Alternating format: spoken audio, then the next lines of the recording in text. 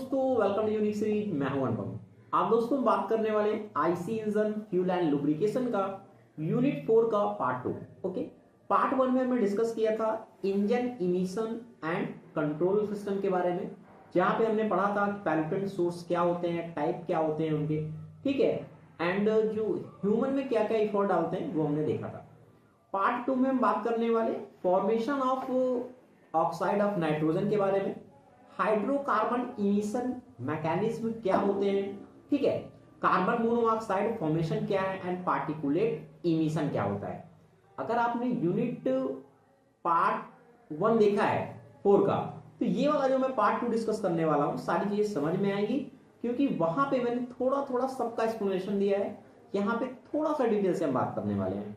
Okay, चलो पहला यहाँ पे हमारा जो टॉपिक है वो है दो पैल्यूटेंट इमिटेड गैसोलीन इंजन। कि जो गैसोलीन हमारे इंजन होते हैं उसमें कौन कौन से जो इन्वायरमेंट को इफेक्ट करते हैं, कौन कौन से पैल्यूटेंट निकलते हैं, उनके बारे में बात करेंगे। And the petrol engine into the atmosphere, और उनके मैकेनिज्म क्या है, वो फॉर्मेशन किस तरीके से होते हैं। सपोज दैट हाइड्रोकार्बन गैसेस है, सल्फर डाइऑक्साइड है, ठीक है, तो जो अनबर्न्ड गैसेस है वो किस तरीके से क्रिएट होती हैं उनके बारे में हम बात करने वाले हैं। तो पहला कहता है कि gasoline petrol engine emit various gases and particulate pollutant due to the fuel combustion and the evaporation losses. यानी जो गैसेस हमारी रिलीज होती हैं, जो पैल्यूशन क्रिएट करती हैं, जो फ्यूल कंबक्शन के बाद या फिर इवेपोरेशन लॉसेस के बाद, उनके बारे में हम बात करेंगे। तो पहला हमारा होता है अनबर्न्ड हाइड्रोकार्बन। जो अनबर्न्ड हाइड्रोकार्बन है वो किस तरीके से क्रिएट होती है, उनके फॉर्मेशन को एक तरीके से हम बात करेंगे, ठीक है।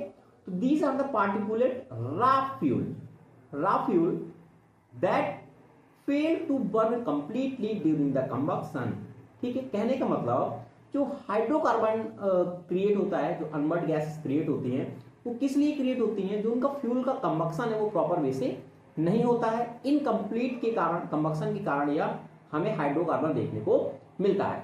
They release from the tail pipe due to the flame quenching near the cylinder walls and the fuel trapped in cavities volume, and also non-exhaust emission throughout evaporation from the fuel tank crankcase flow by the major component of the smoke। क्या होता है, जो unburned gases बच जाती हैं cylinder में, या फिर उसके वैल्यूमेट्रिक जो सिलेंडर होते हैं रिंग में रह जाती है, यानी जो अनबर्न्ड गैसेस हमारी क्रिएट होती है वो हाइड्रोकार्बन का फॉर्मेशन बना लेती है। होता क्या है, क्या मेन रीजन है, वही मैंने यहाँ पे लिखा हुआ है कि जो इनकम्प्लीट कंबक्शन होता है, मिसफायरिंग है, इवेपोरेशन फ्यूल टैंक है, जो हमारे कार्बोरेटर है, उनकी वजह से ये क्या होता है, हाइड्रोकार्बन हमें मिलता है देखने को, ठीक है। कॉज क्या है, जो फोटो केमिकल जो स्मोक होते हैं क्रिएट होते हैं, वह इन्हीं की वजह से क्रिएट होते हैं। तो समझ में आ गया क्या इसका मेन मैकेनिज्म होता है। चलो अब आते हैं मेन, जैसे कि हमने यहाँ पे बात किया था अनबर्न्ड हाइड्रोकार्बन की। अब यहाँ मैकेनिज्म पूछता है जनरेशन के बाद उसके मैकेनिज्म का मतलब यहाँ पे ये है कि और क्या क्या उसके फॉर्मेशन के रीजन है हाइड्रोकार्बन के, ठीक है। तो कई सारे रीजन उनके, सबके बारे में थोड़ा थोड़ा बात करने वाले हैं। तो पहला हमारा होता है इनकम्प्लीट कंबक्शन। जैसा कि अभी जस्ट मैंने बताया, hydrocarbon form the primary due to the incomplete combustion. Incomplete combustion के कारण हमें हाइड्रोकार्बन देखने को मिलता है, ठीक है। The fuel air mixture is in the cylinder when the part of mixture don't fully burn to the carbon dioxide and the water। okay, second reason होता है service volume trapping। Volume trapping का मतलब क्या है, fuel air mixture trap in small gap. जो small gap होते हैं, जो यहाँ पे पिस्टन रिंग है, जैसे सिलेंडर हेड है, वहां पर रह जाता है फ्यूल, तो वो भी क्या होता है, अनबर्न्ड एक तरीके से गैस क्रिएट होता है। तो ये भी क्या है, एक कारण है। तो वही कह रहा है कि combustion because the flame can not reach the areas. तो वहां पे फ्लेम जो कंबक्शन का प्रोसेस नहीं हो पाता, तो इस कारण से भी हमें हाइड्रोकार्बन हमें फॉर्मेशन देखने को मिलता है। नेक्स्ट जो रीजन है वो है wall film and the fuel absorption. कहने का मतलब fuel can sticky to the cylinder walls. जो सिलेंडर वॉल्स होते हैं वहां भी क्या होता है, चिपका होता है फ्यूल, इस तरीके से स्टिकी होता है, ठीक है। And the other engine part जो हैं उसके रिंग वगैरह हो गई, सिलेंडर हेड हो गया, जो भी पार्ट है, तो वही कह रहा है कि leading incomplete burning and hydrocarbon emission when the fuel dissolve during the engine cycle. तो वहां से भी हमें हाइड्रोकार्बन फॉर्मेशन देखने को मिलता है। नेक्स्ट आता है flame quenching near cool surface, ठीक है। फ्लेम क्वेंचिंग, फ्लेम क्वेंचिंग का मतलब क्या है, the flame front ignites near the cooler walls the combustion chamber due to the heat losses। वहां पे हमें क्या होता है, हीट लॉसेस होता है, रिजल्टिंग क्या होता है, जो हमारा फ्यूल होता है वो बर्न प्रॉपर वे में नहीं हो पाता है। कोई कह रहा है flame quenching near the cool surface. Rich और the lean mixture zone, rich और लीन मिक्सचर जोन कहने का मतलब जिस जोन में हमें फ्यूल की क्वांटिटी जितनी चाहिए वहां हमें नहीं मिल पाता है। तो local variant in the fuel mixture cause some region too rich, lack of the oxygen हमें देखने को मिलता है, या लीन है, इनसफिशियंट हमें फ्यूल मिलता है, तो वहां पे भी क्या होता है, हमारा फॉर्मेशन नहीं हो पाता प्रॉपर कंबक्शन का, तो भी एक हमारा रीजन है, ठीक है। अब सेकेंड हमारा जो है वो होता है carbon dioxide monoxide. Carbon monoxide किस तरीके से फॉर्मेशन होता है पहले पढ़ते हैं। तो हाईली जो अगर हम बात करें कार्बन मोनोऑक्साइड की, तो हाईली पॉइजनस होता है, पहले ही बताया मैंने, कलरलेस है, ऑर्डरलेस गैसेस होती हैं। It is the direct result in complete combustion occurring in a large amount when the engine run as a rich fuel air mixture, ठीक है। यानी कार्बन मोनोऑक्साइड क्या है, जो रिच फ्यूल मिक्सचर होते हैं, यानी उनका फ्यूल का जो रेशियो है वो एग्जैक्ट नहीं होता है, जो जिस कारण से कार्बन मोनोऑक्साइड क्रिएट होता है। तो वही कह रहा है कि meaning there is not enough oxygen to fully burn fuel to the fuel to carbon dioxide. कहने का मतलब देखो हमें क्या है, ऑक्सीजन चाहिए बर्निंग के लिए, ऑक्सीजन चाहिए। अब क्या है, ऑक्सीजन हमें प्रॉपर वे में मिलता नहीं है। जब ऑक्सीजन प्रॉपर वे में नहीं मिलेगा तो कार्बन मोनोऑक्साइड हमारा फॉर्मेशन होता है, ठीक है। पढ़ते हैं mechanism formation of the carbon monoxide. तो पहला आता है इनकम्प्लीट कंबक्शन। इनकम्प्लीट कंबक्शन का वही का मतलब है जो फ्यूल है वो रिच फ्यूल मिल रहा है। जब रिच फ्यूल मिल रहा है, एयर की क्वांटिटी कम है वहां पे, यानी ऑक्सीजन की मात्रा कम है, तो बर्निंग हमारा प्रॉपर वे में होगा नहीं।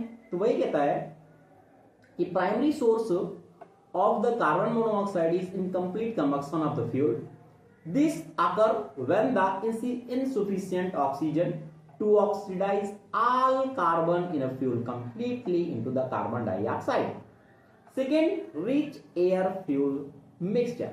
Rich air fuel mixture यानी जो फ्यूल की मात्रा ज्यादा है एयर के कंपेरिजन में, तो कहता है कि lack of the oxygen, oxygen यहाँ पे क्या है, कम है, is most served when the engine run on a rich air fuel mixture, excess of the fuel, ठीक है। as a mixture become richer the amount of CO form increasing the, यानी carbon monoxide वहां पे हमें देखने को मिलता है, क्योंकि ऑक्सीजन हमारी क्या होता है प्रॉपर वे में नहीं हो पाता है, और क्या करता है deplete before all the carbon can fully burn, okay, ठीक है। High temperature dissociation, high temperature dissociation क्या कहता है कि व्हेन विथ इनफ ऑक्सीजन, ठीक है, लीन मिक्सचर, ठीक है, रिच मिक्सचर नहीं लीन मिक्सचर, तो CO इज स्टिल फॉर्म। जो कार्बन मोनोऑक्साइड है स्टिल फॉर्म होता है, किस तरीके से, at very high temperature of the combustion the product are unstable. Temperature ज्यादा है कंबक्शन का तो वहां पे अनस्टेबल होगा, डिसोसिएशन रिएक्शन आकर होगा, वहां पे कार्बन जो डाइऑक्साइड है वो ब्रेक हो जाएगा, that already form break back down into the carbon monoxide. यहां पे कार्बन डाइऑक्साइड क्या हुआ, यहां पे कंबक्शन टेम्परेचर ज्यादा हुआ यहां पे, और ये कार्बन मोनोऑक्साइड में ब्रेक हो गया, and oxygen is soon in equilibrium reaction, और ये हमारा इक्विलिब्रियम रिएक्शन मिलता है हमें देखने को। तो ठीक है, तो कहने का मतलब हाई टेम्परेचर जो डिसोसिएशन है इसके कारण भी हमें कार्बन मोनोऑक्साइड का फॉर्मेशन देखने को मिलता है, ठीक है। नेक्स्ट है disequilibrium, lack of time. Disequilibrium क्या कहता है कि in a lean mixture, rich mixture नहीं, लीन मिक्सचर में this carbon monoxide CO should recombine with oxygen to form the CO2। जैसे अपना उल्टा रिएक्शन कर दो तो वहां पे हमें CO2 मिलता है। As a gas cools there the expansion and the exhaust process happen so quickly that the combustion product don't have enough time to reach final chemical equilibrium and some CO2 remains। कहने का मतलब यहां पे अगर हम बात करते हैं CO2 की, जब डिसइक्विलिब्रियम होता है तो वहां पे भी इतना टाइम नहीं हो पाता, फाइनली जो केमिकल इक्विलिब्रियम की कंडीशन है वहां पे नहीं हो पाती है। लैक ऑफ टाइमिंग के कारण वहां पे भी हमें CO2 देखने को मिलता है, यानी वह भी रह जाता है। ठीक है, चलो exhaust cooling reaction freezing. Exhaust cooling का मतलब क्या है? As a hot exhaust product, ठीक है, जो निकल रहा है continue to cool down in the exhaust system, most of the CO does react with the oxygen. यानी जो कार्बन मोनोऑक्साइड है वो रिएक्ट करता है ऑक्सीजन से और CO2 बना देता है। ठीक है, however this reaction so as that temperature drop होगा, इसके कारण इवेंचुअली फ्रीज हो जाता है, leaving a small but measurable portion of CO in a final gases। But फिर भी जो CO कार्बन मोनोऑक्साइड की मात्रा है वहां पे भी हमें देखने को मिलती है। तो कहने का मतलब ये सारे उसके क्या हैं? रीजन है। ओके, नेक्स्ट बात करते हैं सल्फर ऑक्साइड के बारे में। देखो यहां पे मैंने एक्सप्लेनेशन डिस्कस कर दिया कार्बन मोनोऑक्साइड का, क्योंकि ये आपके एग्जाम में मैकेनिज्म इसका पूछा जाता है, तो आप इसी तरीके से एग्जाम में लिख सकते हैं। और ये फॉर्मेशन ऑफ हाइड्रोजन का, बाकी आपके एग्जाम में नहीं पूछा जाता है, बट आपको क्या है जनरली थोड़ा थोड़ा पढ़ना है कि कौन कौन सी जो गैसोलीन के द्वारा जो हमारी गैसेस पॉल्यूशन में निकलती हैं उनके बारे में आपको पता होना चाहिए। तो नेक्स्ट है सल्फर डाइऑक्साइड। सल्फर डाइऑक्साइड कहता है कि these are the pollutant that organic from the sulphur impurity. क्योंकि जो पॉल्यूशन है हमारा, जो सल्फर की इम्प्योरिटी है, वहां से हमारा सल्फर ऑक्साइड क्रिएट होता है। Naturally the present in a gasoline, या गैसोलीन में ऑलमोस्ट प्रेजेंट रहता है। ठीक है, तो sulphur in the fuel burn along with it creating the CO2 and SO3। ठीक है, which are the major contribution to the acid rain, जो एसिड रेन का मेजर कारण होता है। क्योंकि ये जो सल्फ्यूरिक की इम्प्योरिटी है, सल्फर की जो इम्प्योरिटी है, वह हमें गैसोलीन में देखने को मिलता है, जो बर्निंग के दौरान SO2 एंड SO3 क्रिएट करता है। ठीक है, नेक्स्ट बात करते हैं लेड की, जिसे हम क्या कहते हैं? PB कहते हैं। लेड में क्या होता है? In older engineer using the leaded gasoline. पहले क्या होता था, एक होता है लेडेड, एक होता है नॉन लेडेड। तो वहां पे क्या होता था, तो जो पहले गैसोलीन यूज होती थी वो लेडेड यूज होती थी। तो उससे होता क्या था, lead was a major and highly poisonous. क्या है? मेजर है और हाईली पैल्यूटेंट होती है, गैसेस हमारी पॉइजनस है। It was release because of the anti knock additive. ये क्या है? टेट्राइट लेड, TEL कहते हैं। ठीक है, tetra ethyl lead. Okay, in the fuel this has been phase out of the modern gasoline which is now unleaded. यानी पहले हम क्या करते थे, एंटी नॉक एडिटिव मटेरियल के तौर पे TEL, ठीक है, टेट्रा इथाइल लेड का यूज करते थे, बट अब हम जो होता है नॉन लेडेड का ही यूज करते हैं। ठीक है, नेक्स्ट हमारा होता है oxide of the nitrogen. Oxide of the nitrogen में कहता है कि this is the category of the toxic gases primary. ठीक है, जो क्रिएट हमारी होते हैं nitrous oxide and nitrogen dioxide create when the nitrogen in the air react. जब नाइट्रोजन हमारा क्या होता है, एयर से रिएक्ट होता है, तो हमें ये जो नाइट्रस के ऑक्साइड जो रिएक्शन है हमारा ऑक्साइड ऑफ द नाइट्रोजन है, वो हमें देखने को मिलता है with the oxygen under the extremely high temperature of the combustion chamber. The emission of the primary cause of the photochemical smoke and the acid rain, ये क्या है? उसकी रीजन है। ठीक है, आपने पढ़ लिया। अब एक वर्ड मैं कई बार बार बार पढ़ रहा हूं, पार्टिकुलेट इमिशन। अब पार्टिकुलेट इमिशन कहते हैं जो भी आपने देखा होगा ब्लैक ब्लैक जो पार्टिकल होते हैं, ठीक है, तो वो जो क्रिएट होता है वो क्या होता है, सॉलिड कार्बन होता है, ठीक है। जैसे आप कह सकते हैं डामर वगैरह होती है, आपने देखा होगा, तो उसके बारे में बात करते हैं क्या होता है पार्टिकुलेट इमिशन, ठीक है। तो particulate emission is primary consist of the solid carbon. Such particle form in a fuel rich zone during the incomplete combustion, especially in the diesel engine. Diesel engine petrol में क्या होता है, ऐसा नहीं होता है, क्योंकि वहां पे इन्वायरमेंट में वो आपने देखा होगा पेट्रोल जब निकालते हैं इन्वायरमेंट मिक्स हो जाती है, तो निकल जाती है, बट डीजल में ऐसा नहीं होता ना। तो डीजल में क्या होता है, जब कंबक्शन का प्रोसेस नहीं होता, हमारा इनकम्प्लीट कंबक्शन होता है, तो वहां पे आपको सॉलिड कार्बन देखने को मिलता है, ठीक है। तो उसे कहते हैं पार्टिकुलेट इमिशन, ठीक है। तो कहते हैं कि these particles including the cluster of the carbon sphere with size mostly 15 to 30 mm range along with the hydrocarbon and trace component absorb on their surface. वो क्या होता है, सरफेस में एक तरीके से एब्जॉर्ब हो जाता है।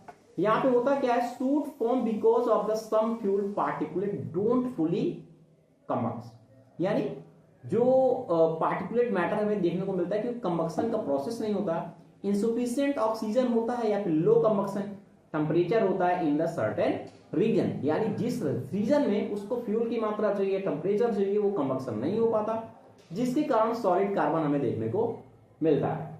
Particulate matter also contain a soluble organic fraction from the lubricating oil component that vaporize and react during the combustion.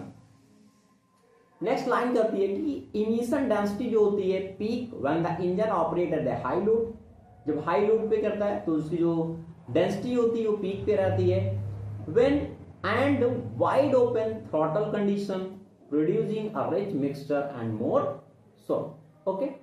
Particulate जो पोज होती है health risk like the respiratory problem create करती है, ये जो पार्टिकल हमारे सॉलिड कार्बन होते हैं, and contribute to the environment issue such as a smoke, और इन्वायरमेंट में जब जाते हैं तो ये स्मोक जो क्रिएट आपने होता है वो होता है, तो इससे क्या होता है हमारे आंखों में जलन वगैरह भी होती है, ठीक है।